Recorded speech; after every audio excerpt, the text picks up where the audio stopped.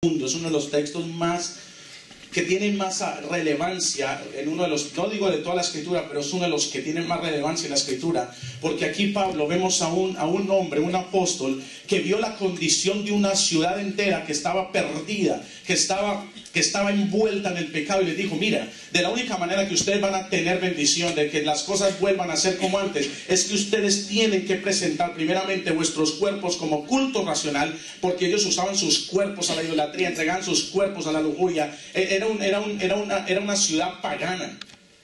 Los césares, los faraones de ese tiempo tenían en común la familia misma, era padre con hijo y así, eso era una perversión tremenda. Entonces Pablo ve esto y le dice a los romanos: mira, si ustedes cambian y renuevan la forma en que han adquirido y les han transmitido este pensamiento, ustedes pueden tener bendición. Ponga el verso 2, donde dice: así que, hermanos, os ruego por las noticias, presentar tu cuerpo como sacrificio vivo. No se conformen al siglo que están viviendo, no se conformen al medio ambiente, no se conformen al sistema, sino transformados por medio de la ¿qué? Diga, hay que renovar la forma de pensar. De hecho, toda persona que siempre constantemente tiene un patrón en su vida, ya tiene de hecho que empezar a pensar de que hay algo que hay que cambiar, hay que renovar para poder cambiar el entorno, cambiar la actitud, cambiar la forma en que yo me conduzco, cambiar la forma en que yo actúo. Es más, cambiar hasta la forma en que yo hablo, porque muchas veces lo que nosotros vivimos es el resultado de lo que estamos hablando. Habíamos dicho que me gusta la palabra concepto, porque el concepto es un pensamiento expresado con palabras. ¿Qué concepto tú tienes de la vida? ¿Qué concepto tú tienes de las cosas? ¿Qué concepto tú tienes de la nación en la que estás viviendo? Hay gente que dice: hermano, mira, esto es una cárcel. Muy lindo, sí, pero es una cárcel con la puerta abierta. ¿Por qué la gente dice que es una cárcel con la puerta abierta? Porque su corazón quedó detenido en su pasado, porque su corazón quedó detenido en su país. Entonces vienen a un país de bendición donde Dios los está bendiciendo y dicen: no, mira, es que lo que yo quiero vivir aquí, lo quiero vivir allá. Entonces no renueva el concepto que tiene del lugar. Por eso no tiene ni identidad en el lugar. Y por eso somos el resultado de lo que nosotros estamos expresando con nuestras palabras, el concepto que tenemos de algo. Entonces aquí Pablo les dice: miren, ustedes pueden hacer algo. Si ustedes se renuevan, primero que todo, presenten su cuerpo como sacrificio vivo. No hagan eso. Ya la sangre de Cristo lo limpió. Va a haber un incentivo de no hacer lo que están haciendo. Entonces después va a venir un incentivo de cómo transformar lo que tú estás pensando, que es el resultado de lo que estás viviendo. Porque la palabra del Señor dice que como el hombre piensa en su corazón, tal es él. Como el hombre piensa en su corazón, tal es él. ¿Qué quiere decir? Que yo soy, alguien puede ver mis pensamientos. ¿Cómo? Con el resultado de lo que ve de mí hacer. Cuando la gente ve en ti una actitud, tú puedes rápidamente decir: ahora ya sé cómo entiende, cómo él piensa, qué es lo que tiene en su mente, qué es lo que tiene en su corazón. ¿Por qué? Porque tal es él. O tal es ella. Entonces por eso es que la gente dice: usted si ve a esa persona, ay pastor, usted supiera. Pero ¿cómo así? Si el hermano es la más tremenda, usted supiera. Es que no le está mostrando y no la cara. Entonces hay un dicho muy famoso que caras vemos, corazones ni me lo quiero imaginar. Entonces Pablo les dice: mire, yo quiero que ustedes aprendan a renovar para que comprueben que la voluntad de Dios es ¿qué? Buena, agradable y perfecta.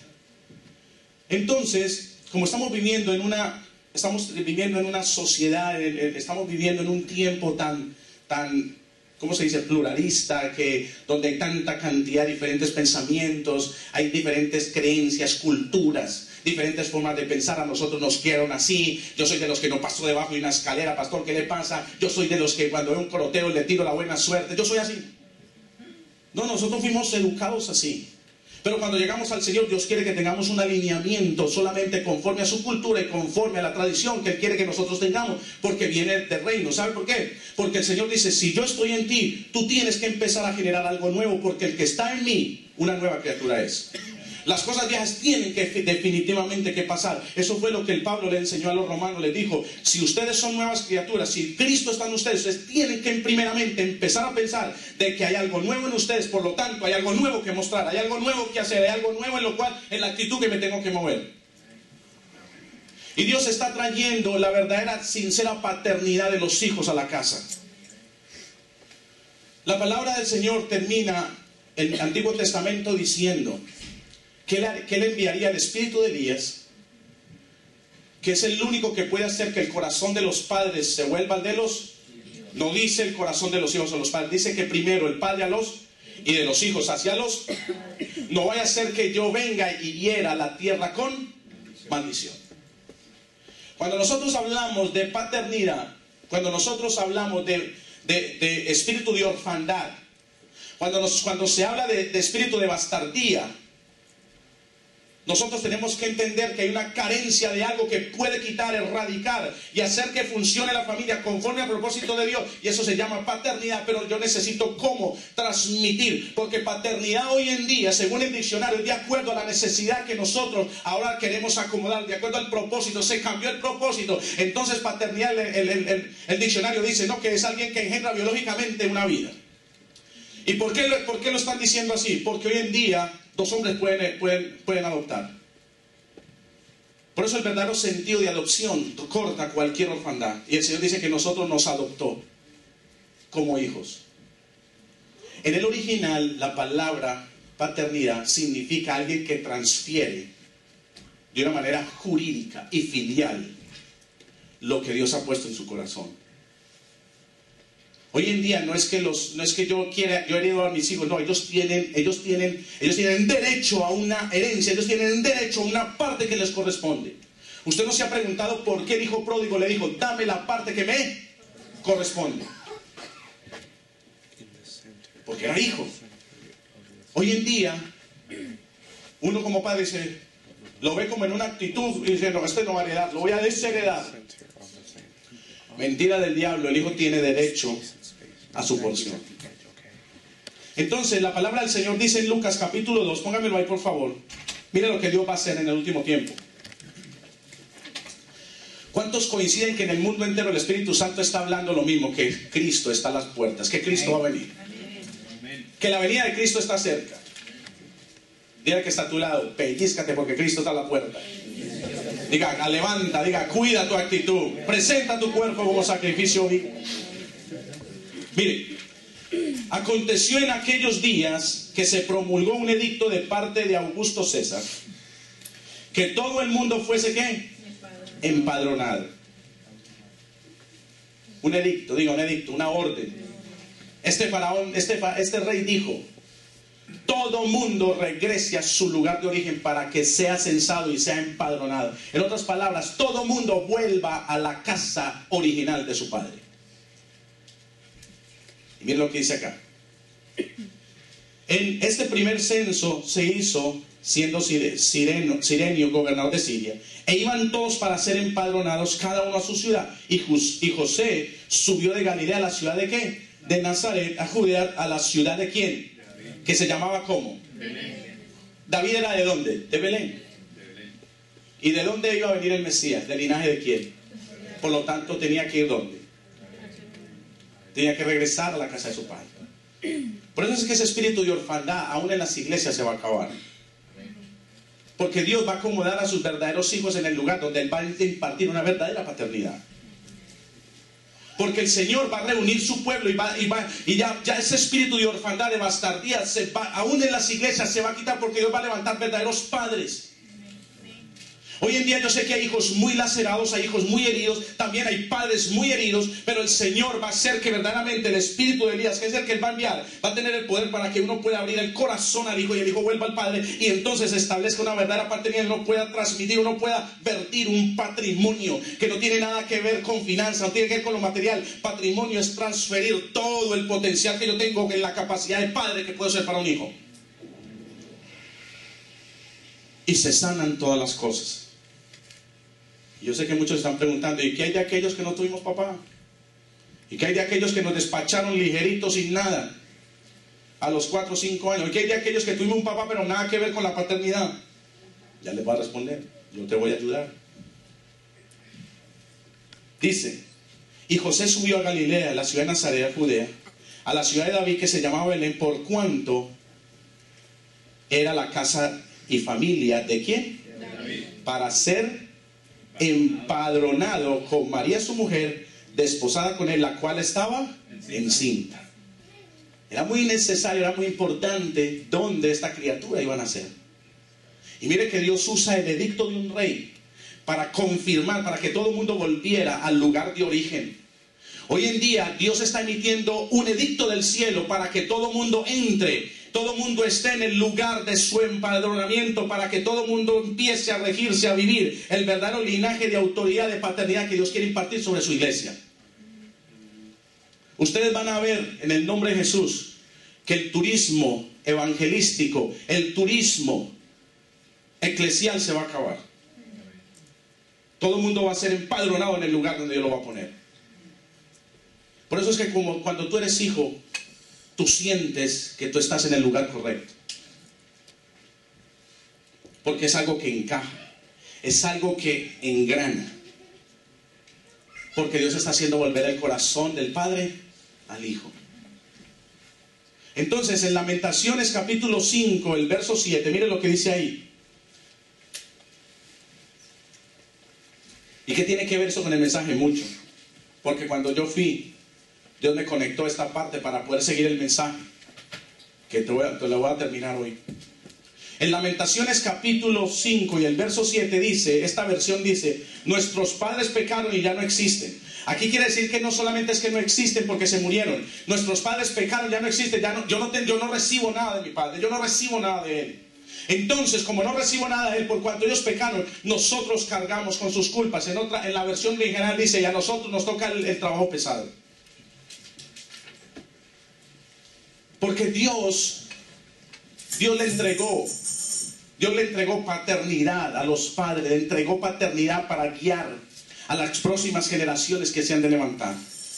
En otras palabras, yo tengo algo de Dios y yo tengo que vertirlo sobre mis hijos. Pero si yo le doy la espalda a la generación que me está siguiendo, esa generación se va a quedar esperando algo que nunca va a recibir. Y hoy en día no solamente tenemos una generación así, sino que también el hijo ha dado la espalda. Y ni uno está dando ni el otro está recibiendo. Entonces para eso el Señor levanta algo que es una promesa. Y aquí les respondo lo que quizás muchos se preguntaron. ¿Y qué hago yo si yo no tuve papá? ¿Y qué hago yo si mi papá fue malo? ¿Y qué hago yo si mi papá no me dio nada? ¿Y qué hago si yo fui abandonado a tal hora? El Señor dice, de la única manera que eso es restaurado y toda maldición que quizás estemos acarreando es cancelada, es algo que se llama la honra. Muchos padres quieren ser verdaderos buenos padres con sus hijos, pero no saben cómo demandarlo, no saben cómo hacerlo. Y el Señor dice, la honra es lo único que corta cualquier argumento de capacidad de paternidad y quita la orfandad. Cuando tú honras a tu padre y a tu madre, cuando tú honras, no porque haya sido bueno, no importa que el papá como haya sido, cuando tú honras, entonces es restaurada la paternidad en tu vida. ¿Por qué? Porque promesa número uno, tendrás larga vida y todo te sale bien. Larga vida, ¿para qué? Para que alcances en el tiempo de poder transmitir una verdadera y sincera paternidad. Que cuando nosotros aún tenemos nuestros padres vivos, les va a servir a ellos como espejo. Entonces van a poder restaurar, van a poder enmendar, van a poder resarcir, van a redimir lo que nosotros no tuvimos. Por eso es que hemos visto milagros tales como, pastor, ¿cómo te parece? Yo fui, le pedí perdón a mi papá por todas las cosas y yo pude ver en el viejo algo que nunca había visto y veo que su corazón se está tornando y me conviene esa bendición, me conviene que Él desate palabras de bendición sobre mi vida. Y eso que yo estoy recibiendo, que Dios está provocando en ese tiempo, lo recibo como que se está transmitiendo lo correcto para yo poder vertir a mi próxima generación. Para que mi generación no vaya olvidada, para que mi generación no vaya interrumpida. Por eso es que vemos muchos hijos por allá, queriendo hacer lo que quieren, queriendo hacer lo que no deben hacer. Pero es que Dios está reconectando una verdadera paternidad. Pastor, ¿qué hago? Yo no tuve padre. Dios está dando padres espirituales, porque en esa impartición, en esa honra, es que tú vas a recibir una paternidad que solamente tú le puedes dar a tu hijo o tu hija, porque tú fuiste la puerta de bendición para que esa vida viniera a este mundo. Y ayer se nos explicaba. Dice, cuando tú estás en una casa espiritual llamada iglesia, y tú tienes honra al Padre, porque yo aquí no soy un pastor que enseño la palabra. De ser así, me meto a una universidad y enseño la palabra y creo que tengo potencial para eso. Algo que solamente Dios puede hacer es vertir una unción de paternidad. ¿Para qué?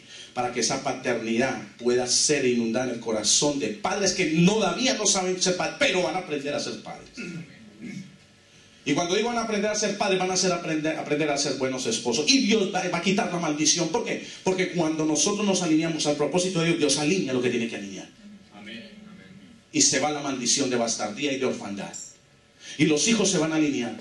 Muchos padres están los hijos creciendo y ya están preocupados. ¿Y qué va a hacer cuando tenga 14 años? ¿Qué va a hacer cuando viva? Descansa en el Señor. Tú solamente obedece al Señor tuyo. Tú solamente alíñate con Él, que Él se encargará de Él. Él dice que Él lo enseña. Pero yo no estoy viendo lo que mis ojos están viendo. No importa, mira, algo yo te digo, descansa en Dios. Métete con Él, sé obediente a Él y déjalo tranquilo que Dios se va a encargar, porque hay una promesa que cuando tú eres obediente, Él alinea, Él allana los caminos. Y si Él está permitiendo cosas, porque quizá está tratando algo en tu corazón. Una de las cosas, número uno, que a las madres más les da es el temor. ¿Qué va a pasar, mi hija se va a perder, mi hijo se va a perder? Mira, si tú tienes ese temor, quizás si pase, a Job le pasó. Pero cuando tú tienes descanso en Dios, cuando tú tienes una paternidad correcta de que tú estás en las manos de papá, entonces papá te dice, tranquila, no importa lo que tú veas, están en mi mano. Hay una bendición especial. Tú sigue honrando, tú sigue bendiciendo, tú sigue comprometiéndote, tú sigue haciendo bien tu asignación. Dios se encarga de eso. Número uno, te da paz, te da descanso, que solamente Él puede dar, que solamente Él te podrá hacer experimentar. Miren lo que pasa aquí. El poder del enemigo, en el poder del enemigo dice, nos acostumbramos fácilmente a las normas de vida del mundo y no a las de Dios.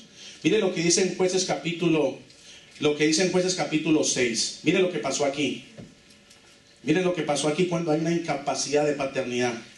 Jueces capítulo 2 y el verso 6. Vamos a leer estos versos. Mientras estuvo Josué en la tierra, mientras Josué estuvo alineado al propósito de Dios, mientras Josué obedeció al capítulo 1 de Josué, cuando el Señor le dice, mira que te mando que te esfuerces y seas valiente, no era solamente para que él entendiera las escrituras, no era solamente para que meditara en ellas de día y de noche, no era solamente para que la gente supiera que tenía una revelación de Dios, era porque a través del meditar en su palabra, Dios le estaba dando algo que se llamaba paternidad para poder corregir, para poder enseñar a un pueblo, porque iba a poseer algo que nunca antes habían tenido. Nuestros hijos están creciendo, ellos tienen algo que está muy dentro de ellos, pero solo nosotros tenemos el poder para activar lo que se llama paternidad. Un día van a estar en un territorio que ellos no saben, pero lo van a tener: familia. Tú ves tus hijos, es una familia en potencia, pero ¿cómo tú vas a activar algo para que esa familia se compacte, esa familia continúe el propósito de Dios y no sea el resultado de lo que nosotros en nuestra vida pasada fuimos el resultado? ¿Cómo vas a hacer para cambiar la estadística de las cosas que nosotros hemos visto atrás, con que nuestros padres no vieron, que los padres de nuestros padres no vieron y fracasaron en levantar una familia? Gloria a Dios que Dios me tiene en una familia, Dios me tiene en una iglesia que me está enseñando la verdadera paternidad de familia para que mis hijos sean conforme al corazón. Yo quiero eso. Por eso es que el mundo tiene sus conjeturas, el mundo tiene sus opiniones. Y si tú le preguntas a alguien del mundo muy liberal, dice, mire, la paternidad es para todo el mundo, deje que dos hombres que sean felices con su hijo. ¿Qué paternidad le puede expresar? O dos mujeres juntas, ¿qué paternidad? Padre. Hermano, tengamos sentido de las cosas. Dios está levantando una verdadera familia, que cuando la familia viene a este mundo es con un propósito ya marcado de Dios, pero nosotros alteramos todo eso. Porque a nosotros mismos no nos enseñaron, no nos alinearon, no nos enseñaron la verdadera paternidad, nos enseñaron un amor distorsionado, trastocado, con un sinnúmero de cosas que otros no tuvieron, pero una manera de resarcir, una manera de nivelar, es dando, concediendo libertades que un hijo no debe tener si lo amamos. Porque la palabra del Señor dice que el hombre, el padre que ama a su hijo, lo corrige. Hay padres que tienen temor de corregir sus hijos. Y uno dice que en ese temor, uno dice, no hay amor. Porque si hubiera amor, yo estaría viendo lo que está viniendo contra su hijo por todo el mundo. por todas las cosas, le interrumpiría, le estorbaría eso que lo va a llevar a una perdición. Eso fue lo que le faltó a Samuel. Dice, porque ya Josué había despedido al pueblo y los hijos de Israel se habían ido cada uno ¿a qué? ¿Para qué? Ya les había entregado aquí ¿qué? La tierra ¿qué? Prometida. Se cumplió lo de 40 años en el desierto, de tantas cosas que sucedieron. Llegó el día. Llegó el día de ¿qué? Le entregaron la tierra a cada uno y cada uno se fue. Dice, y el pueblo había servido a Jehová todo el tiempo ¿de quién? Y de todo el tiempo de quiénes, que sobrevivieron a quiénes, los cuales habían visto todas las ¿qué? Grandes obras de que él había hecho por quién. Número uno, uno de los fracasos más grandes que nosotros podamos tener como familia es no enseñarles a nuestros hijos el temor a Dios. ¿Por qué esta gente, mientras Josué existió y los ancianos de Israel existieron, esta gente sirvió a Dios? Porque Josué y los ancianos constantemente le estaban recordando, enseñándole a los hijos, a la generación que estaba con ellos, lo que Dios había hecho en Egipto, cómo los sacó con brazo extendido y mano poderosa, abrió el mar rojo, les dio maná del cielo, hizo la Pascua, salía agua de la roca, les daba maná, el calzado no se envejecía, el vestido no se envejecía, no se enfermaron, les hablaban de las maravillas y ellos escuchaban y ellos escuchaban. Y por eso pudieron servir a Dios. Pero cuando nosotros nos desconectamos de la fuente divina, de la fuente que es la única que imparte vida, entonces va a haber una generación que se va a olvidar y nunca fue instruida en las cosas de Dios. Por eso es que hay mucha gente que llega a la iglesia, esto de la sangre de Cristo, el recibir a Jesús como el Salvador de su vida, es algo nuevísimo para ellos, porque nunca tuvieron a alguien que les enseñara, mire, Dios es el único que puede sanar tu corazón, Dios es el único que puede hacer que tu vida camine por el camino recto, Dios es el único que te puede salvar tu matrimonio, tu casa, tus hijos, Dios es el único que puede darte la bendición, la prosperidad. ¿Por qué? Porque Dios lo hizo conmigo, Dios lo hizo conmigo, Dios me salvó, Dios me rescató. ¿Por qué el testimonio es tan importante de expresarlo, de transmitirlo, de enseñarlo? ¿Por qué es tan importante cuando tú tienes algo que dar? Porque es algo que la gente va a recibir y la gente va a saber que hay un Dios grande y maravilloso porque hizo maravillas en el pasado. Cuando tú ministras a alguien de tu testimonio, ¿qué es lo primero que tú le transmites? Lo que Dios hizo contigo y la palabra de Dios que tú has aprendido. Porque la palabra del Señor dice, hermano, que para los que creen en Cristo, nuevas criaturas son. Las cosas viejas pasaron, hermano. Mira, yo te digo, si tú recibes a Cristo hoy, Dios va a hacer que algo nuevo nazca en ti. Dios va a hacer que tú te vas a convertir en un puente de reconciliación para los de tu casa. La gente va a ver el cambio. Dios va a empezar a usarte. Dios va a empezar a usar en tu vida, hermano. Gloria a Dios. Y Dios hasta usa tus manos para sanar. Hay mucha gente que necesita, porque la palabra del Señor dice que todas las cosas las puedo en Cristo porque Él me fortalece. Cuando tú metes tu testimonio con la palabra de Dios, eso es vida. Tú no les estás metiendo a la gente algo que se martillado en la cabeza. Tú le estás hablando, no a la mente, le estás hablando al corazón. Por eso es que la gente responde, hermano, yo quiero. Entonces eso era lo que pasaba aquí. Pero mire lo que pasa.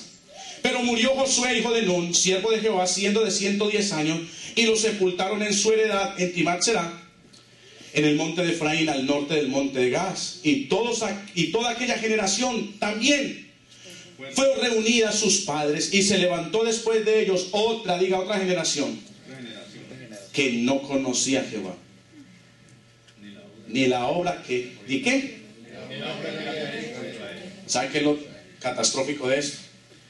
Cuando nosotros dejamos de dar testimonio de lo grande que Dios hizo con nosotros. Por eso el Señor nos manda palabras tales como: nunca te olvides de dónde Dios te sacó. Nunca te olvides que tú fuiste arrancado de una cantera y de una peña, y dejaste una cantera, dejaste un hueco. Cantera, un hueco que tiene forma de algo. Nunca te olvides de lo que Dios hizo contigo. ¿Por qué a la gente se le cierra la boca? Las circunstancias de la vida, los argumentos de la vida le cierran la boca a la gente. ¿Sabe por qué? Para que la gente no sepa, para que la gente no entienda, empezando por nuestros hijos, y se olviden de Dios. Se levanta una generación que no conoce a Dios, ni tiene el temor de Dios. Dice, se levantó una generación que no conocía a Dios. ¿Por qué? Porque esa generación falló en transmitirle, enseñarle lo que Dios había hecho con ellos. Entonces mira lo catastrófico que sucede. Después, verso 11, después los hijos de Israel hicieron lo malo ante los ojos de Jehová y sirvieron a los Baales. Dejaron a Jehová, el Dios de sus padres, que los había sacado de la tierra de Egipto. ¿Y se qué? Y se fueron tras otros ¿qué? Dioses. Yo me pregunto, si esta gente se fue tras otros dioses, ¿qué le contaba a los hijos? La generación de Josué y los ancianos contaban lo que Jehová había hecho cuando estaban en la tierra de Egipto, esclavos. Dios los ángeles, Dios le cuenta a mí, los sentaban en la época de... Yo estuve hace poco en el almacén B&H comprando ese piano. Entonces le preguntaba a uno de esos judíos, le preguntaba, oh, ustedes hace poco tuvieron como el Christmas, ¿no? Como el New Year's. Me dijo, sí, ¿cuál es la fiesta más importante para ustedes? Me dice, la Pascua. El Passover. Y yo, sí, cuéntame qué hacen ese día. Y nos sentamos con nuestra familia y le contamos a nuestros hijos lo que Jehová hizo en Egipto. Eso es lo tremendo para los judíos. Y ellos le cuentan eso a la familia. Entonces ellos se inspiran y ellos reconocen. Por eso es que hasta el día de hoy el judaísmo todavía tiene relevancia y tiene mucha influencia. Porque es una verdad que todavía no se ha dejado de transmitir.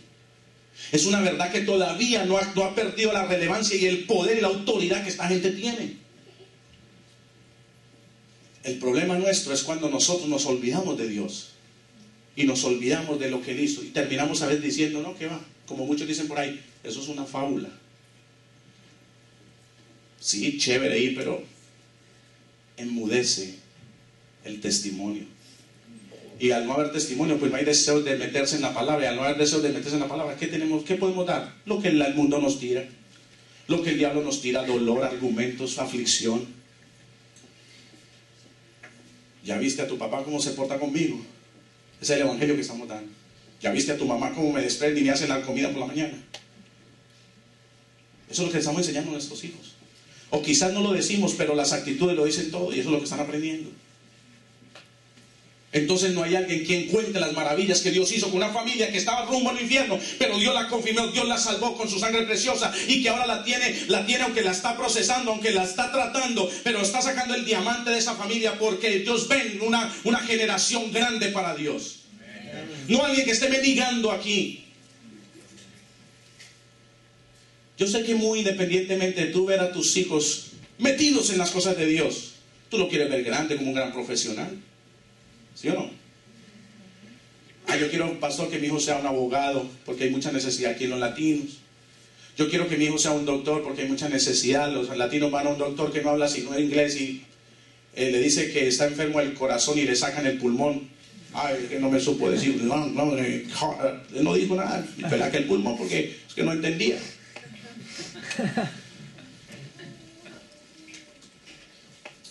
Pastor, yo quiero que mi hijo sea un bombero, un policía. Yo no quiero que sea un lustrabotas, pero aunque sea un lustrabotas, al que sea, si tiene algo de Dios, tiene algo grande que decir. Todos queremos buenos sueños para nuestros hijos, pero aún en esos sueños Dios quiere estar. Dios quiere ser el incentivo de vida para que tú veas realizado el sueño que tú estás viendo crecer delante de ti. Amén.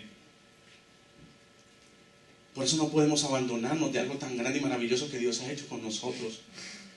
Pastor, pero yo vengo a la iglesia, pero eso no te hace que seas una persona de influencia, que no seas una persona que el testimonio que tú estás dando es de influencia allá afuera, para tu casa especialmente, primeramente.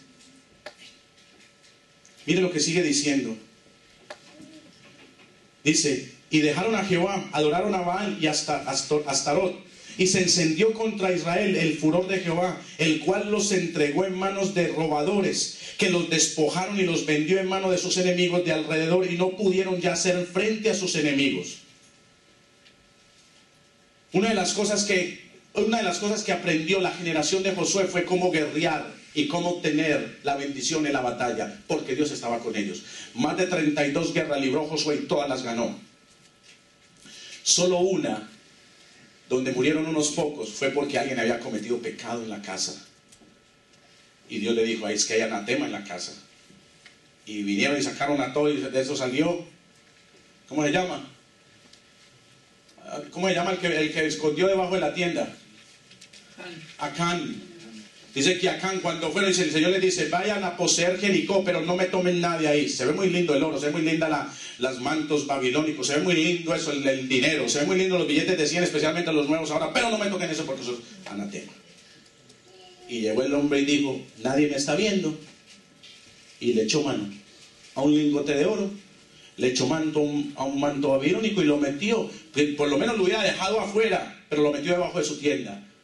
Y cuando fueron a la guerra, fueron derrotados. Y viene Josué y se postra: ¿por qué tú nos entregaste? Si tú nos dijiste que nosotros estábamos, que tú estabas conmigo y ganabas la guerra. Y dicen: sí, pero hay pecado.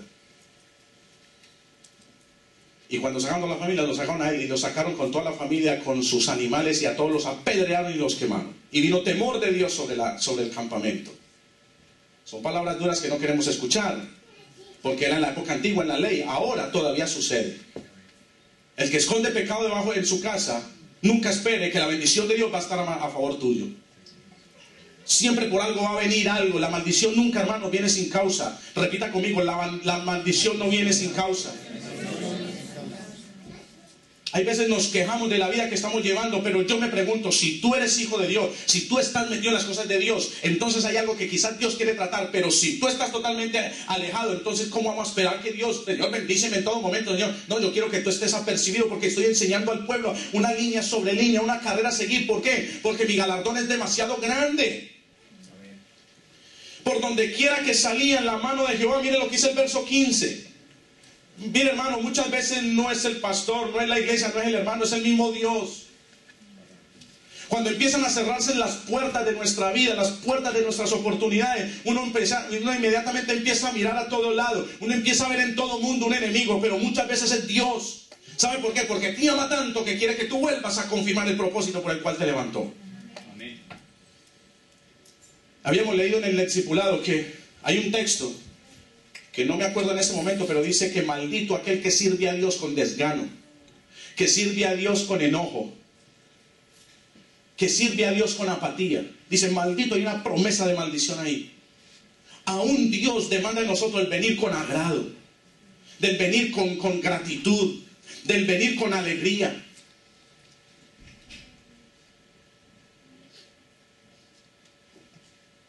Dios quiere que le sirvamos con todo nuestro corazón. ¿Por qué yo te digo esto? Porque yo no quiero que tú estés allá afuera preguntándote 1.000.000 de cosas cuando Dios te la da facilito. Sirve al Señor tu Dios y serás salvos tú y tu casa. Todas las bendiciones vendrán contigo. Tú serás bendición en tu casa. ¿Sabe qué es lo que sucede? Dios cambia nuestra manera de ver. La Biblia dice que un decreto es ver. Lea, por favor, lea, please. Mami, no es tiempo de reírse, ¿ok? Presta atención, que esto te va a bendecir mucho, especialmente tu amiguita que está nueva. ¿Qué es lo que yo quiero decirte? Hay mucha gente que se pregunta un mundo de cosas. ¿Por qué esto así? ¿Por qué esto allá? Mire, Dios no es un Dios que dice la Biblia que puede ser tentado para hacer algo malo. Dios no puede ser tentado, ni Él tienta a nadie, sino que cada uno que de acuerdo a su propia concupiscencia es que le vienen las cosas. Y el diablo es experto en poner en gente velos, en poner en gente engaño. Algo que el Señor me reveló rapidito un día, me dijo: el espíritu de error. ¿Sabe qué es el espíritu de error? A veces escuchar algo que sale de una manera correcta, pero el diablo te la tuerce en tu oído, y tú escuchas algo totalmente contrario y te llenas de argumentos. Y eso pasa, y uno no lo nota y dice: ¿qué? No, pero es que usted me dijo esto. No, usted me dijo esto. Usted me lo dijo y lo afirmamos. No, pero yo no te dije eso. ¿Qué pasa? ¿Usted no cree que hay un espíritu de error que tergiversa la verdad de Dios? ¿Cuánto lo creen? Esta gente dice: por donde quiera que salía en la mano de Jehová. Mire lo que dice el verso 15, por favor. Por donde quiera que salía en la mano de Jehová estaba contra ellos para mal, como Jehová había dicho y como Jehová se lo había jurado, y tuvieron gran aflicción. Y Jehová levantó jueces que los librasen de mano de los que les... Miren, Dios no los dejó ahí tirados. Ustedes me abandonaron, dejaron todo, lo va a dejar así. No, Dios levantó jueces para que juzgaran. Entonces, cuando hay una generación que no le transmite la verdad de Dios, la paternidad sincera al pueblo, a los hijos, sucede esto.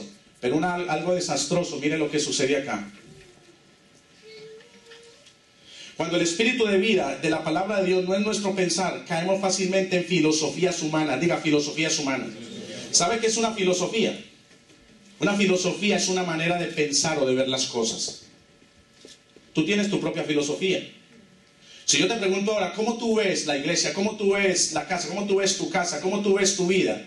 Lo que tú expresas es una filosofía, porque es una manera de ver. Gracias. De ver y expresar las cosas. Entonces, cuando nosotros caemos en esa mentira, entonces nos acostumbramos a un estilo de vida. Dice, y adquirimos la forma del carácter que predomine en ese momento. Tremendo. Cuando nosotros no hacemos de la vida el pensar del Espíritu en nuestra vida, entonces hay conceptos que moldean nuestro carácter a la filosofía que nosotros estemos expresando, a la filosofía que nosotros le estemos dando credibilidad, crédito, y nos acostumbramos fácilmente. Por eso es que la gente se acostumbra. ¿Cuál es la idiosincrasia de los pueblos? Las filosofías de los pueblos. Lo que yo les decía, algo tan sencillo, eso se volvió una filosofía, se volvió un estilo de vida. Usted va todavía en Pereira y la gente no se mete debajo de una escalera. Y usted dice, ¿de dónde salió eso? Pastor, es que es mala suerte. ¿Y cómo así? A fulano le cayó un tarro de pintura encima. Y desde eso entonces la gente no pasa bajo una escalera. ¿Por qué especialmente las mujeres de edad ven un coroteo en Pereira y cogen y se lo tiran yo no sé cómo? Filosofías, costumbres, ¿sí o no? ¿Sí o no? Por ahí alguien me dijo la otra vez que qué era. Sí, pero alguien me dijo algo, es que no me acuerdo. Pero cuando nosotros tenemos una filosofía incorrecta, aún de las cosas de Dios, hacemos filosofías incorrectas de las cosas de Dios. Ayúdate que yo te ayudaré. A Dios rogando y con el mazo dando. Proverbios. Y la gente, no, la Biblia dice, dígame dónde está eso. Para yo entonces, para yo poder establecer una doctrina diferente. Ayúdate que yo te ayudaré. Al que madruga Dios le ayuda. ¿Ah? Le da sueño, ¿cierto, Yoli?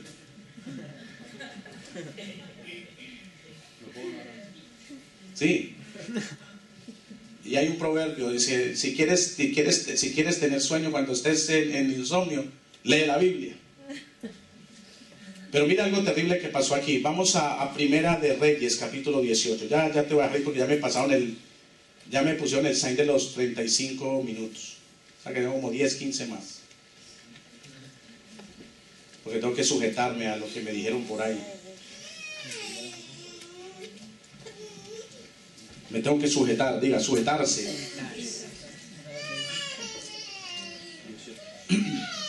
Dele teterito para que... Mire lo que sucede. Cuando no hay alguien quien transmita, cuando no hay alguien que dé el patrimonio, la paternidad, la enseñanza, en este caso de lo que Dios le dijo al pueblo que tenía que hacer.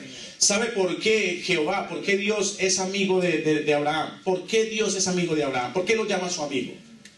¿Por qué antes de destruir Sodoma y Gomorra se detiene Dios a contarle a Abraham?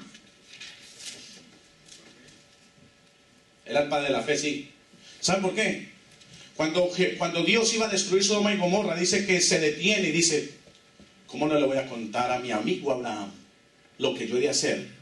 Si yo sé que él enseñará, si él levantará, si él educará a los hijos de sus hijos en las cosas que yo le voy a enseñar. Dios tenía tanta confianza en Abraham que él iba a enseñar a sus generaciones lo que Dios era, que él dijo, él es mi amigo, le voy a contar lo que yo voy a hacer. Cuando nosotros estamos transmitiendo un verdadero evangelio del poder de Dios, una verdadera paternidad de Dios, Dios nos considera sus amigos y nos cuenta las cosas que nuestros hijos van a hacer, donde nuestros hijos se van a meter y el peligro que nuestros hijos van a estar. ¿Sabe por qué? Porque dice la Biblia que la paga del pecado es muerte. Y a veces Dios tiene que intervenir en ciertos casos de nuestra vida para llamarnos la atención y decirle, mira, es por acá, papito, por ahí no es. Pero Dios muchas veces se lo hace saber a sus amigos, los padres. Yo soy padre, tú eres madre. Tú quieres volverte amigo de Dios, enséñale a tu hijo el temor de Dios, enséñale a tu hija el temor de Dios, y Dios te va a decir, mira, están haciendo algo y vengo con algo, pero te lo quiero contar a ti. Porque hay gente que dice, pastor, mire, estuve llorando y el Señor me mostró a mi hijo así, me mostró a mi hija así. Yo inmediatamente empecé a orar, inmediatamente empecé a paralizar. Lo peor es que cuando nosotros ni tenemos siquiera en oración ese tipo de revelación, porque hasta nosotros mismos nos hemos olvidado de nuestra generación. Miren lo que dice Primera de Reyes capítulo 18 y el verso 20. Primera de Reyes 18, 20. Dice, entonces, miren lo que dice acá. Entonces Acab convocó a todos los hijos de Israel. ¿A quién? Diga hijos. No pueblo, hijos. Diga hijos que tenían un padre. Diga, Israel tenía un padre, que era Dios. Pero miren la condición como estaba este pueblo, estos hijos. Dice, y reunió a los profetas en el monte Carmelo. Y acercándose Elías a todo el pueblo dijo, ¿hasta cuándo claudicaréis vosotros entre qué? ¿Se acuerda al principio cuando empezamos diciendo que tenemos que renovar la qué? Nuestro entendimiento, en la forma de pensar. Diga, como dijo el apóstol Rojas, en mi cerebro hay un pensar, y en el pensar tengo un pensamiento, ¿cómo se dice? Una forma de pensar. Una mentalidad. En mi cerebro hay una mente y mi mente tiene una mentalidad. Esta gente estaba claudicando en dos maneras de pensar. Entonces le dice, mire, ¿ustedes hasta cuándo van a estar así?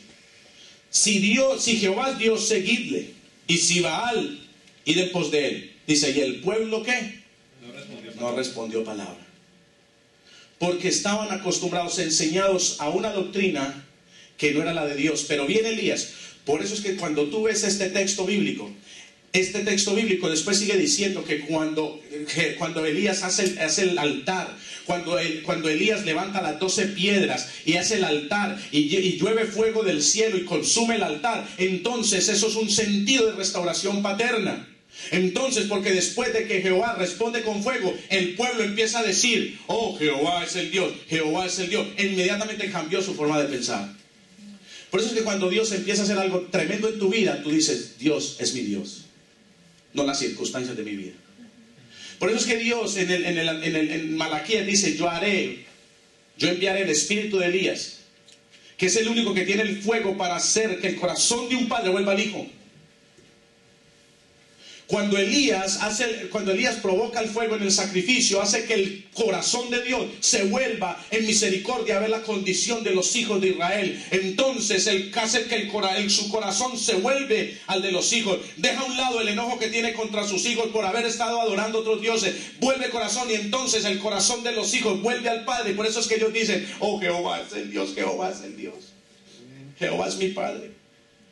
Cuando tú estás en una condición de pecado y Dios, por misericordia, porque otros están orando por ti, porque otros están rogando, clamando por ti, y entonces enternecemos el corazón de Dios, entonces Dios envía su misericordia. ¿Por qué es que tú crees que tú vienes y dices, Señor, tú eres mi Dios, yo soy tu hijo? ¿Por qué cuando nosotros estamos en nuestros delitos y pecados no decimos, tú eres mi Padre y yo soy tu hijo? Porque el corazón todavía no ha vuelto al que dice que me amó primero y que me escogió primero. ¿Por qué tú eres el resultado de un clamor que alguien, porque un día, mira, eso es tan tremendo, que uno va en la vida, en el caminar de la vida, y a uno no le importa el otro, y al otro no le importa a uno, y vamos y hacemos maldades, y hacemos un sinnúmero de cosas.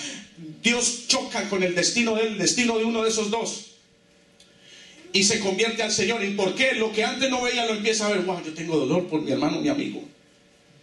Wow, qué dolor lo que yo estoy viendo ahora, yo no lo veía ahora. ¿Por qué? Porque hubo algo que me fue transmitido y yo lo estoy recibiendo, y entonces como es recíproca la comunión, como Él da y yo doy, como Él da y yo doy, entonces Dios dice, mira, lo que yo hice contigo, mira a tu lado la necesidad que hay. Yo también quiero volver mi corazón a ellos, porque el pecado nos separa.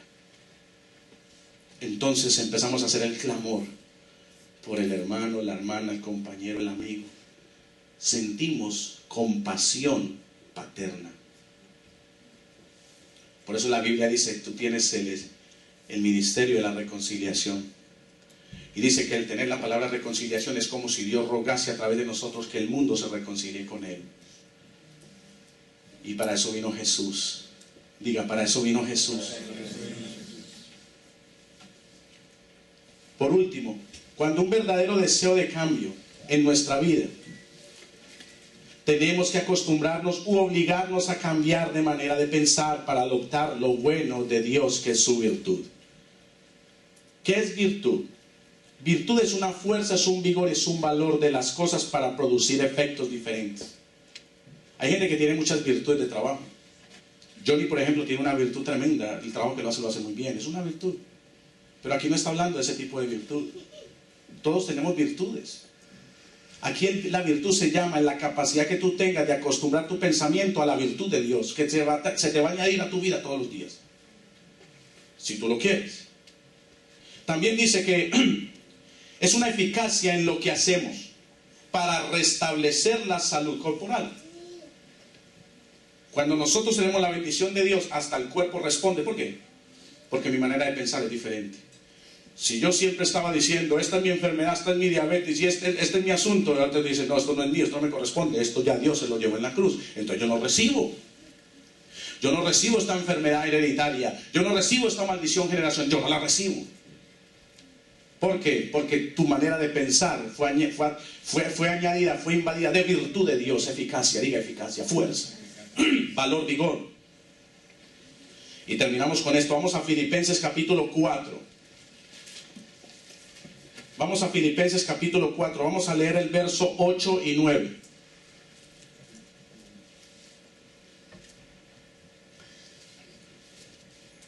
Pablo le está diciendo a los de Filipo, les dice, mira, les empieza a enseñar acerca del regocijo en el Señor. Mire la importancia de tú tener la Biblia siempre a tu mano. Y te aconsejo que si no tienes una Biblia en forma de libro con páginas y letras, prenda la Biblia, hermano, está en el iPhone, en el iPad. Está en todas las versiones. Porque yo sé que hay gente que ya le gusta aprender la Biblia. ¿Sí o no? Hoy en día la Biblia está por todas las versiones. Y en todas las formas. Entonces prenda la Biblia. Mire lo que dice acá. Dice, por lo demás, hermanos, le empieza a contar una historia. Dice acerca del regocijo en el Señor. El regocijo que tú sientes en tu alma, en tu espíritu, de haber recibido al Señor, de haber tenido a Dios como el Señor de tu vida. Dice, por lo demás, hermanos, mire, por todo carece de importancia. Lo más importante es que todo lo que es verdadero, todo lo que es honesto, todo lo que es justo, todo lo puro, todo lo amable, todo lo que es de buen nombre. Si hay virtud, ¿qué le dije que es virtud? Diga, si hay fuerza, hay vigor, hay valor en eso para producir efectos diferentes. Si hay algo digno de alabanza en esto, pensad. Y lo que aprendisteis y recibisteis y oísteis y visteis en mí, esto haced, y el Dios de paz estará con vosotros. Amén.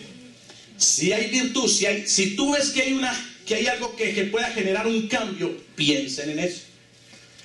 Y todo lo que han visto, vivido, observado de mí en esto, pensad, esto adoptar y esto seguir, y el Dios de paz estará ¿qué? Con vosotros. Como que hay mucho en qué pensar, como que hay mucho en qué meditar. Como que hay mucho en que verdaderamente nosotros decir si hay virtud que se pueda añadir a eso.